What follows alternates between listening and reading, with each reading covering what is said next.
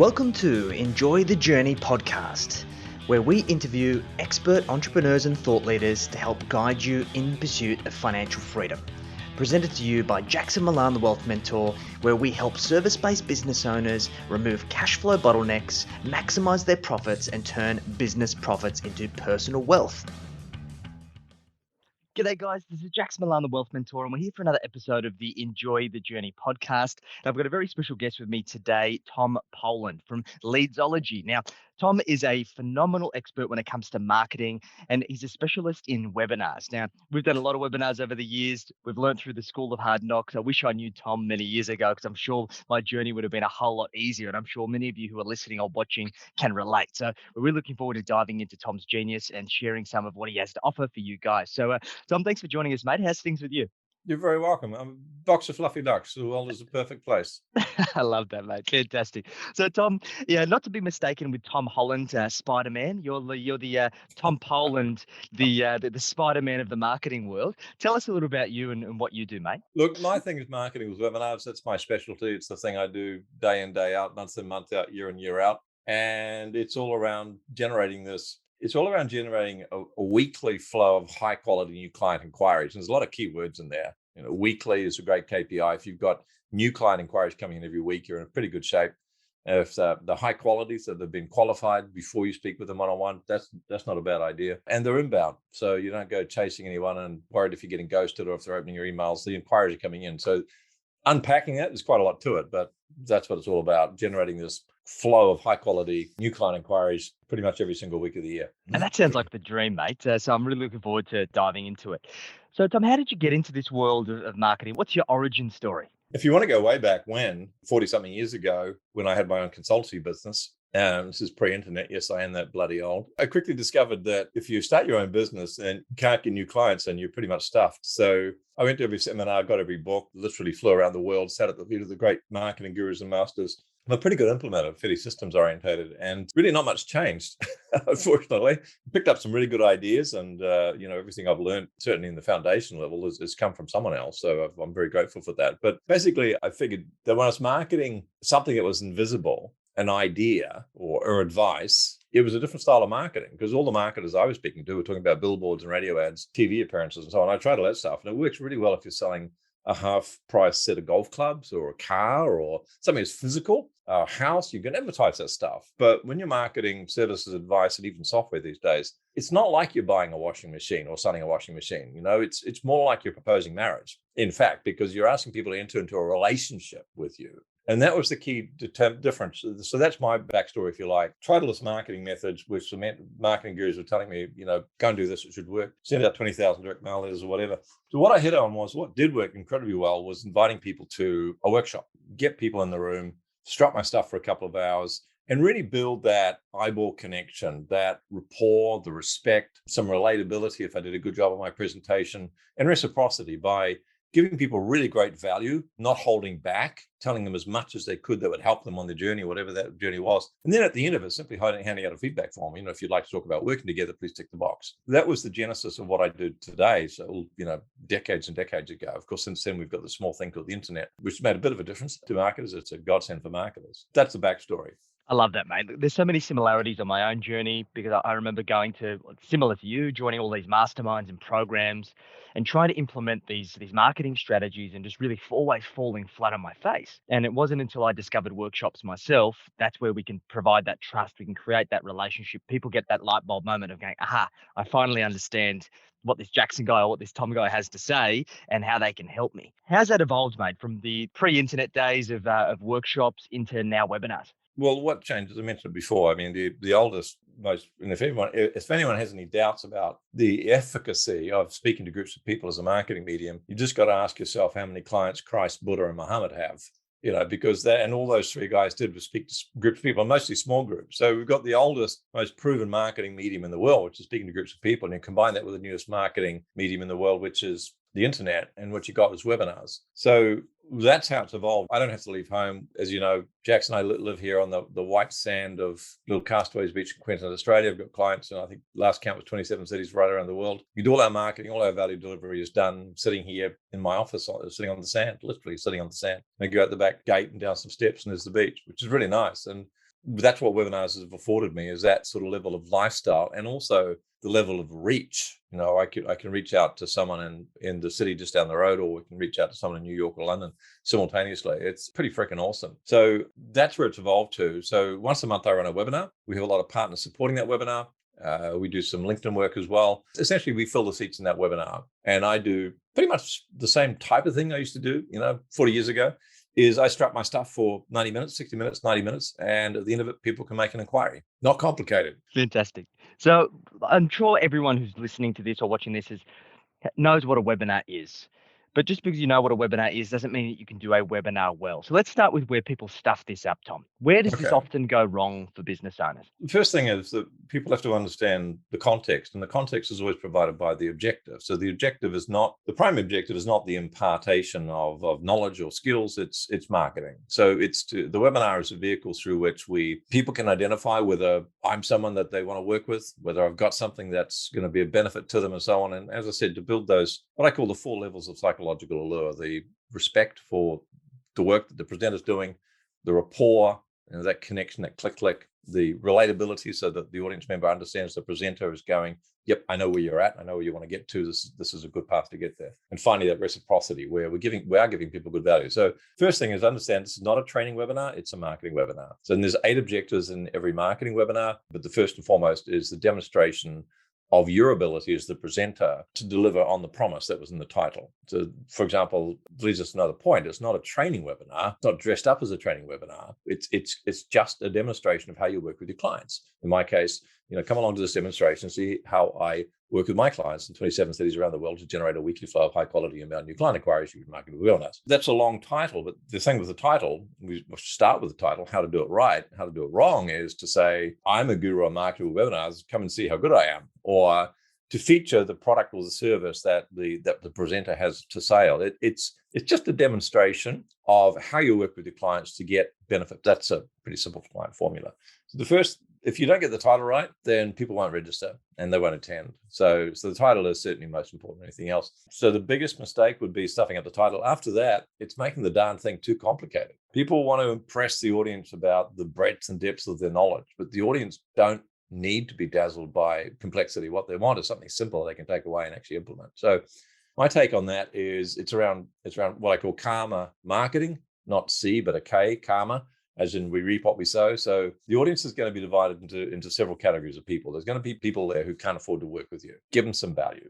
Why not? Help them along the way. Tell them what to do. Tell them as best you can how to do it. Add the caveat that they'll probably do a hell of a lot better and go a lot faster and execute a lot more efficiently if they paid you some money. But if they can't afford that, here's some free stuff which can help you. It's going to be full of people that, well, not full of people, but one of the categories you should say is going to be people who don't realize they're not smart enough to know how dumb they are. So they think that they can do all this on their own, and maybe they have the money, but they're not going to pay it to you because they're going to do it on their own. But the people I want to work with, the smart people who have the money, and they're generally smart enough to know that they could do a whole lot better if they hand the money over. So think about, if you're listening to this, your audience is going to consist of those 3 people. So give value to the people that can't afford to work with you. The ones that think they know it all, well, you can't help them anyway. But you're really speaking to the ones primarily who are smart enough to know that they need help and they're prepared to pay the money. So complexity, if you want to kill motivation, add complication. So we've got to keep this thing simple. 100%. I think that complex mind, or that confused mind, never buys, right? So the simpler it is, the more seamless it is. Correct. The easier it is for them to say yes. Correct. Yeah. If we follow a sequence through the title we've talked about, we can come back to it if we have time. Then there's a sequence. I call it the persuasion sequence, which we lead people through a logical, rational sequence, which has them at the end of it, the right ones, wanting to reach out and book a time to talk with you about becoming a client. So we've got the title. We then start off with who this is for. And this is for you if you're a coach, consultant, service provider, software developer, and you want a weekly flow of new clients. So we describe the demographic and the psychographic. It's all on one slide. And of course, we have an agenda which precedes this. Then why listen to me? Very important question that we established authority and credibility straight off the bat. What's the promise? So what are you going to get out of this? What transforms in your business or in your life if you put my stuff into place? And that's on one slide. And that's an NLP technique where we paint a picture. It's Monday morning, you wake up, you open up your calendar, you're sipping your coffee, you feel a smile spread across your face as you see bookings from prospective ideal clients who are reaching out to you and want to talk to you about becoming a client. And these are come inbound. Then we stack, they're inbound. You haven't had to chase them, they've qualified, and so on and so on and so on. That's all on one slide.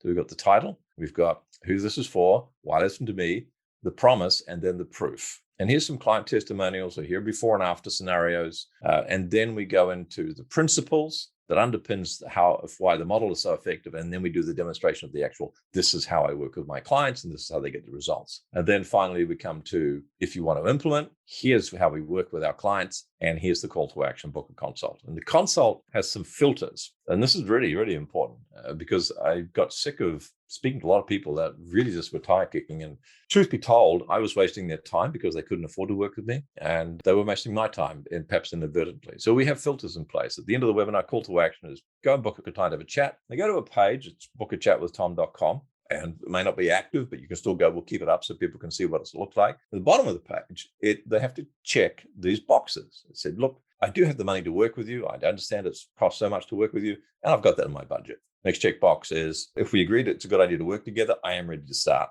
because I don't want to be cheek to people who say, oh, it's fantastic, so looking forward to working with you. I'm going on a world trip for 3 months. I'll give you a call when I come back, right? Or I'm traveling out of Australia.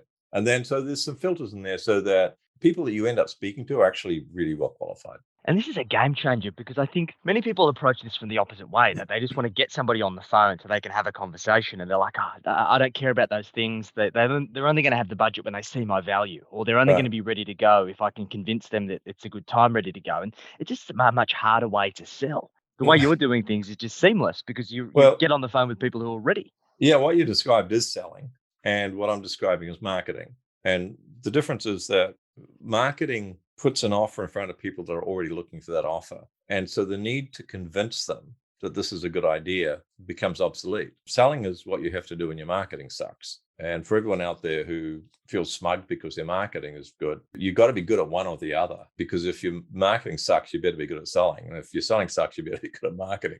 Being great at both is ideal, of course. But I'm all past the days where I want to twist someone's arm and ask them what plan B is and offer them. If you don't decide now, then the discount's going away at midnight. Those days are gone for me. Been there, done that. Didn't like it, didn't feel right. And so I just rather give people a great offer. Certainly gives them a reason to buy now, or at least make a decision now. Yes is fine. No is fine. Just make a decision, sort of thing. So generally, we cut off our offers at midnight every Sunday, once a month. We do an event first Wednesday of every month, 3 p.m. USA Eastern Standard Time. We do an event, we do a webinar, and we have a follow-up sequence. And whatever the offer we have disappears Sunday midnight, because people do need a reason to make a decision. Otherwise, they drift. 100%. People are sometimes their own worst enemy, and they just kick the tin down the road. I think back on that previous point, Tom, you can tell the difference between a prospect who's gone through your marketing and understands and lives and breathes what you do, and they're talking your lingo, and they understand, they're already conditioned into your way, Yeah. and they're ready to go. Yeah. And then for somebody who doesn't know you from a bar of soap, it just really changes the dynamic Yeah. of that conversation. But I guess many people might be thinking, and you've mentioned it before, of how briefly how you fill these webinars. People are saying, well, okay, these webinars sounds like a great idea. Tom, you've got a really great format here. I can definitely do that. But how do I get bums on seats? How do I get people registered? We do that through two channels. One is other people's networks, or what I call OPN. People might know them as joint ventures, but that means different things to different people. So I use the phrase OPN, other people's networks. So these are people with email subscriber lists who are essentially targeting the same target market that I am, but with a complementary service or product, sometimes something even very similar. But essentially, people are subscribed to their email list because they are a coach or a consultant, or they have service advice or software. And they send our email invitation to attend my webinar out to their email list. And that's how we fill 90% of the seats in our webinars are done. So I have our KPI is that for my clients, as I say to them, look, run one webinar a month. So then you can do all of your proactive marketing in that 1 hour a month, and you'll have 4 people promoting your webinar to their list, and you can promote their webinar to your list. So we've gone back a step. We were talking about the prospect and how, what we're doing with marketing is just giving the people an offer they're already looking for. And now we're doing exactly the same thing for partners, for marketing partners. Is there are people out there who have a webinar, or they have a book, or they have a lead magnet, and they want it marketed. So we have a data miner in the Philippines who identifies those people, approaches those people using an email template that I wrote for them. Their clients do exactly the same thing. They follow exactly the same system. So our Filipino freelancers who are smart, loyal, hardworking people, we pay them well, generally $7 or $8 an hour, US, which is pretty good money over there, and a generous monthly bonus for results. So we have these people in the Philippines who are waking up pretty much every morning and going, great, I get to do an hour work for Tom or for my client or wherever else it happens to be. And they find these partners using our proprietary system, and they get them booked into a meeting with our client. And at that meeting, they have a conversation and agree to support each other's stuff. So strategically, that's reasonably straightforward. Again, there's a lot of subtleties and nuances to this, but essentially that's what's happening. And by my estimation, 97% of marketing efforts fail for one simple reason, which is kind of psychology 101. People don't want to do it. My clients generally don't want to start the marketing process. They're happy to run a webinar if there's, say, 200, 300, 400 people going to listen to them, and they're going to generate some new client inquiries and get some money out of that and help people. They're more than happy to run the webinar, but they don't want to have to go to Google and start data mining and filling out Google Sheets and analyzing and doing algorithms, stuff like that. A different human being that does that stuff, that enjoys doing that stuff. So we get that other human being doing that stuff, pay them to do it so that the marketing actually happens. It's like the person in the Philippines looking for these partners, getting these partners booked into our clients' meetings. It's like that first domino in the series that knocks it all over, because the rest of it just follows. The whole methodology that I teach is based on my client waking up on a Monday morning and having pre-qualified bookings coming in from partners or from clients. So it's set it and forget it. Fantastic, mate. So as a target on a typical webinar each month, how many people would you say is a good measure to get onto the webinar? Is there a benchmark that you aim for, Tom? We look for 1,000 registrants, but when we started up, 3 would be good. Just got to add, I'm compelled to add that when you start, don't worry about the numbers. You should be focused on your performance. And if you get the numbers, great, that's cream of the cake. Get some notches in your belt, so to speak, get some experience, because presenting requires some skill and requires some practice. So really don't worry if you have 2 people there or 30 people there or 300 people there or thousands of people there. That's great. It's nice. But you really want to cut your teeth on having some lower numbers to start with, so there's not too much breakage if you stuff it up. So focus on the process. Focus on the step-by-step process of getting those partners booked in, running the webinar, following up with the consults. Focused on performing at your very best in that process, and the results will build. They will all but look after themselves if you process. Look, it's like playing a footy match or a tennis match or anything else. If you focus on execution, the scoreboard looks after itself. I love that. Fantastic. And look, it's a progress over perfection thing. Like, you're probably not going to smash it out of the park on your first webinar. You might, but it's about just getting those runs on the board, optimizing it, improving it over time. And then it's just going to get better and better each and every single time that you run it.